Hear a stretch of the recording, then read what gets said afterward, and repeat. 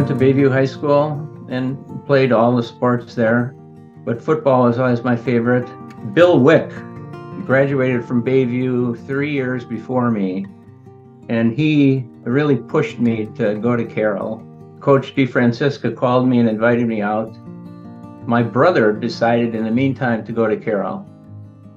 And so he was at Carroll, and I don't know, I liked it. I liked the coach and didn't want to go to a Big Ten school. That was most important to me at Carroll. It was a small school. It was a relaxed school. Playing football, you still had enough time to do your homework and study, which was important to me. Carroll really opened my eyes to what you could achieve intellectually, and that certainly carried me through.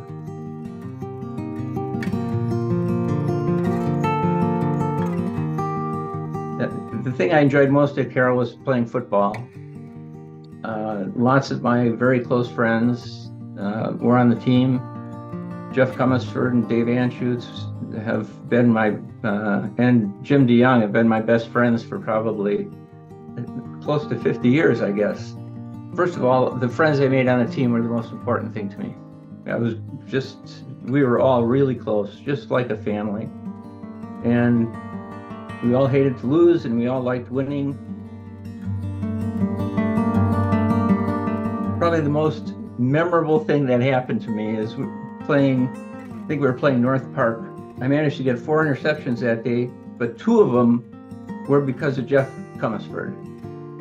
One, my third interception, Jeff tipped the ball to save a touchdown, and it landed in my hands in the end zone. And so I took off running and eventually kind of tripped, and a guy tackled me, and I fumbled the ball.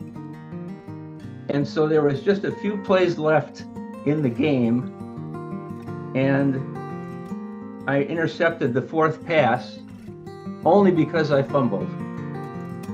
That's my funniest story and my most memorable story there.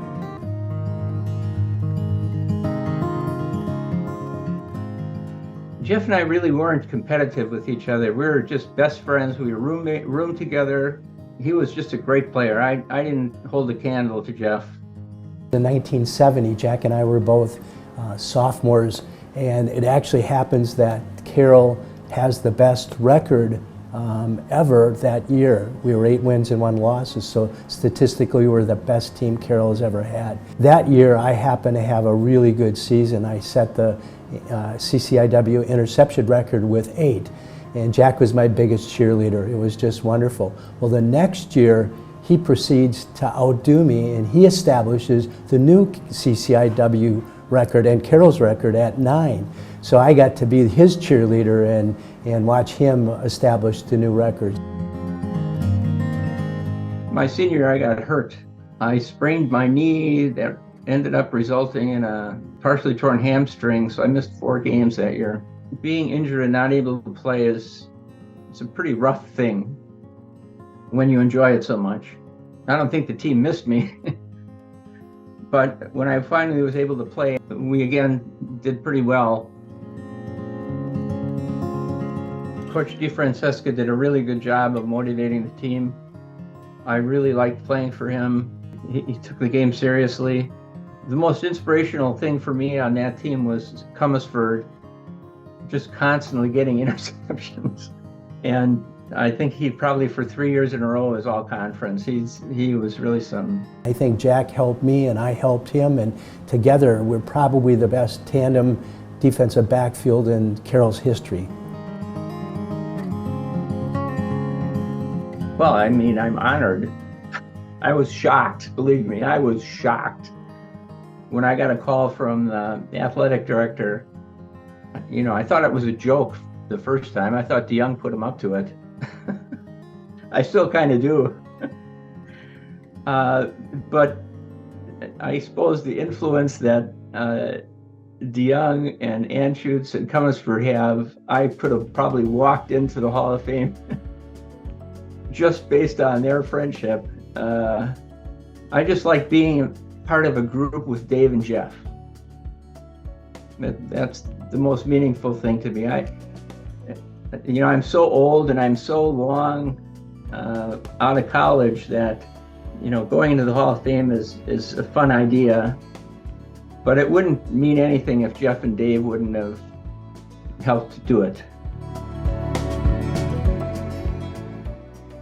Well, my wife and I went to Bayview together. We went to high school prom together. We dated for a couple of years, then went off to different schools. She went to the University of Wisconsin and I went to Carroll. So we lost touch after I got back from traveling for 2 years. We got back together and got married, and I wouldn't be in Alaska without her. I probably wouldn't have moved out into the bush without her. And she's my best friend, and I'd be nothing without her. We still talk about his adventures in Alaska today and send me videos of moose in his front yard, and it's just a wonderful friendship. He's one of those that he's living out his dream. A lot of us have dreams and we get on with life and it gets in the way, and he didn't do that. He followed his dream, and we're just so proud, and kind of he inspires us all to this day.